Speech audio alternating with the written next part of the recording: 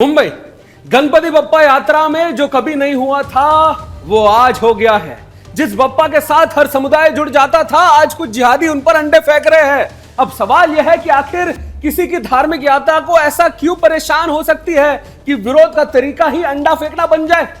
गणपति बप्पा की यात्रा अपने आस्था और परंपरा के साथ निकल रही थी। लोग भगवान गणेश के दर्शन और उत्सव में शामिल थे और ऐसे में अगर किसी को यात्रा से आपत्ति थी तो अपनी बात रखने के लिए शांतिपूर्ण और कानूनी तरीका मौजूद है इस देश में। लेकिन अंडे फेंकना यह कौन सा तरीका है? भाई साहब, विरोध करना था, नाश्ते का सामान बांटना था क्या? जुलूस दिखाते तो हाथ अपने अंडे पर चला जाता है तुम्हारा। लगता है विरोध की नई पाठशाला खुल गई है, जहां तर्क की जगह अंडे और संवाद की जगह फेंका फेंकी सिखाई जा रही है। धार्मिक यात्रा पर इस तरह की हरकत माहौल बिगाड़ सकती है। आस्था किसी एक समुदाय की जागीर तो नहीं है, लेकिन किसी की आस्था को जानबूझकर ठेस पहुंचाना भी स्वीकार नहीं किया जा सकता। और अब जरूरत है कि पुलिस पूरे मामले की जांच करे और जो भी देश दोषी हो उनके खिलाफ कानून की मुताबिक कार्रवाई करी जाए। और आखिर मुंबई में त्योहार मनाने का अधिकार सबको है। अब ये जिहादी सोच रहे होंगे कि गणपति यात्रा पर अंडे फेंककर तुम बच जाओगे, लोगों की आस्था पर चोट करके छुप जाओगे। तो ऐसा नहीं होने वाला, क्योंकि अब हिंदू जागने लगा है। अब हिंदू सड़कों पर उतरने लगा है, अपनी संस्कृति बचाने, अपने त्योहारों को बचाने, अपने भगवानों की रक्षा करने, जिहादियों को मुंह तोड़ जवाब देने, सत्ता को ललकारने, प्रशासन की आंखें खोलने के लिए। देखिए युवा शक्ति क्या कर रही है, देखिए।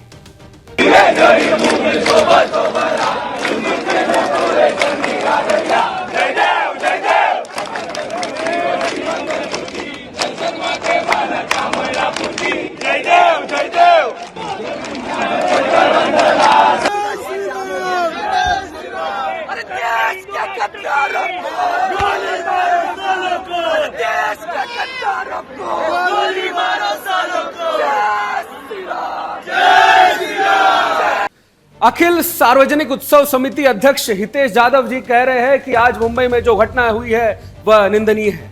गणपति का आगमन हो चुका था और इस घटना के बाद यहां तनाव बढ़ गया। हमने पुलिस से गुजारिश की है कि आगामी 24 घंटे में कार्रवाई होनी ही चाहिए। महाराष्ट्र के सांस्कृतिक कार्य मंत्री आशीष शेलार ने हमारी काफी मदद की, हमें आश्वासन दिया कि हम 24 घंटे में इसे पूरी तरह इस पर कार्रवाई की जाएगी।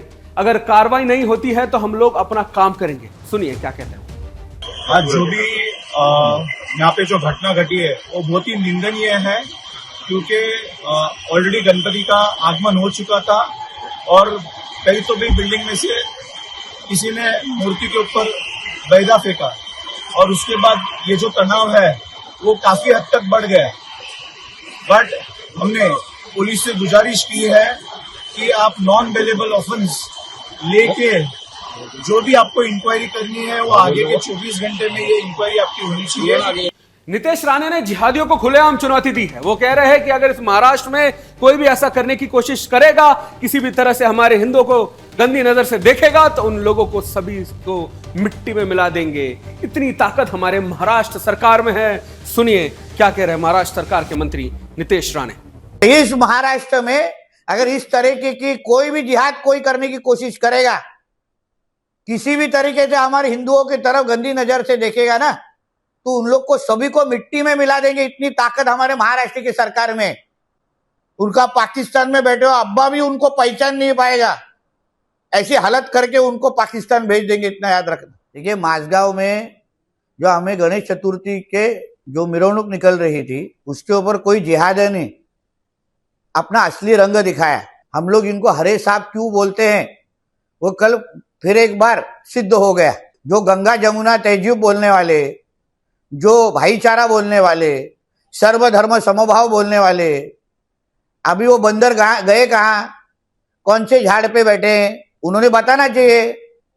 फिर जो नियम ईद के वक्त लगता है, जो शांति तरीके से ईद के सभी त्योहार मनाए जाते हैं, फिर इस हिंदू राष्ट्र में हिंदुओं को अपने त्योहार मनाने का अधिकार नहीं है।